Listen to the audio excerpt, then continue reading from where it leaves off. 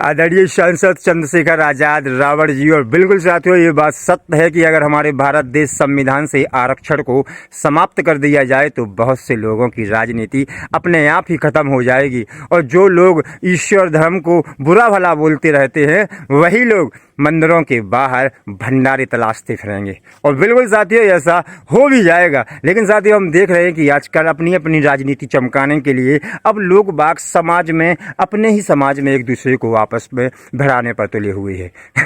और बिल्कुल साथियों, हमारे आदरणीय सांसद चंद्रशेखर जी अब ज्ञान दे रहे हैं EWS आरक्षण और UGC 2026 की गाइडलाइन पर। समझ रहे? ये कह रहे हैं कि संविधान में कोई प्रावधान नहीं था है कि आर्थिक आधार पर EWS जो आरक्षण सामान्य वर्ग के लिए मिला है वो दिया जाए। तो संविधान में ऐसा कौन सा प्रावधान है कि आप प्राइवेट सेक्टर में आरक्षण दें? कौन सा प्रावधान है? बिल्कुल साथियों, UGC गाइडलाइन 2026 को लेकर जो हमारे SC ST वर्ग के भाई साथी आंदोलन कर रहे हैं, क्यों कर रहे हैं भाई? आपके लिए तो ऑलरेडी पहले से ही नियम कानून है।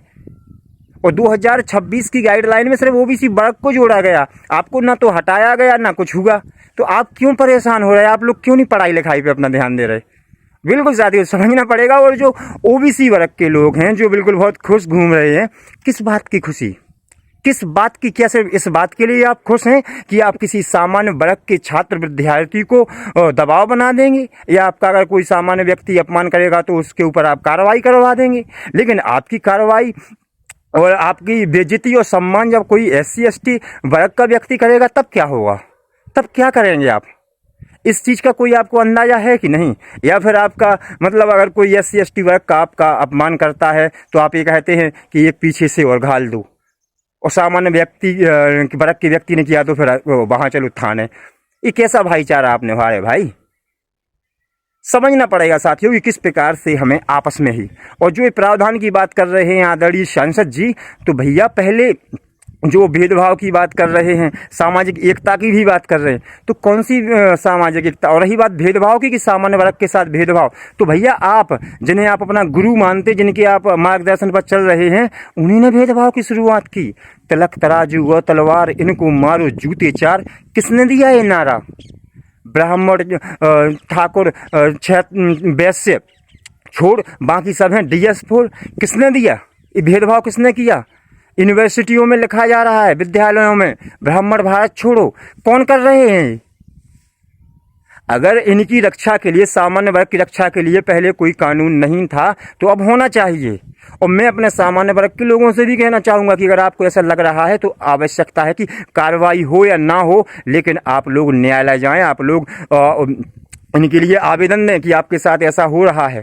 क्योंकि कल के दिन न्यायालय में जब जजमेंट आएंगे तो ये बात आएगी सामने कि आपने बताया ही नहीं कि हमारे साथ हुआ, तो हम आपके लिए कौन सा नियम कानून बना दें। तो आवश्यकता है कि आप लोग अब आगे आएँ और अपने बुद्धि से काम लें, दिमाग से काम लें। समझने का मतलब, सड़कों पर उतरने से सिर्फ कुछ नहीं होने वाला। अगर हमारे साथ कहीं पर भी ऐसा हुआ है तो अब जरूरी है हमें कानूनी प्रक्रिया अपनाने की। आज नहीं तो कल नियम और कानूनों में जरूर सुधार होगा। बिल्कुल साथियों। और साथियों, ये लोग कहते हैं कि अभी सामाजिक एकता नहीं बनी। कैसी सामाजिक एकता भैया? राष्ट्रपति आपके वर्ग से हैं, प्रधानमंत्री OBC वर्ग से हैं, कई राज्यों के CM हैं, मंत्री हैं, कानून मंत्री भी आप ही के वर्ग से हैं। सब तो हैं, सब तो हैं। फिर कौन सी? प्रशासनिक अधिकारी भी आपके वर्ग के हैं, कौन से? फिर क्या नहीं है? फिर क्या आप ये चाहते हैं कि प्रधानमंत्री आदरणीय सांसद चंद्रशेखर आजाद जी और गृह मंत्री दामोदर यादव जी बनेंगे तभी समानता आएगी? आप बताएं। और बिल्कुल साथियों, मैं पूछना चाहता हूं अपने इन्हीं नेताओं से जो ये भेदभाव और की बात कर रहे हैं आगे और पीछे की, आप लोग ये बताएं कि हमारे SC ST वर्ग को आज़ादी के 75-80 वर्षों से लगातार आरक्षण राजनीति में और शिक्षा के क्षेत्र में दोनों जगह वो मिल रहा है। मतलब राजनीति की में और शिक्षा के क्षेत्र में प्रशासनिक नियुक्तियां होती हैं जो नौकरियों के लिए लगातार 75-80 वर्ष से। लेकिन आज भी हमारा वर्ग, हमारे साथी आदिवासी भाई, हमारी एक बहन, छोटी सी बहन है, अनाथ है, पापा नहीं है उसके, मजबूरी में शराब बेचते हैं वो लोग देसी वाली गांव में बना के, मजबूरी में। क्योंकि ना तो कोई रोजगार है, ना ही शिक्षा है, ना ही कोई ऐसा वो है कि भैया आगे कोई और कार्य कर लें, क्योंकि सीमित क्षेत्र हो गया है। कहने का तात्पर्य है कि आखिर SC/ST वर्ग के लिए 80 वर्षों से आरक्षण लगातार जब मिल रहा है तो फिर ऐसी स्थिति क्यों है इन लोगों की?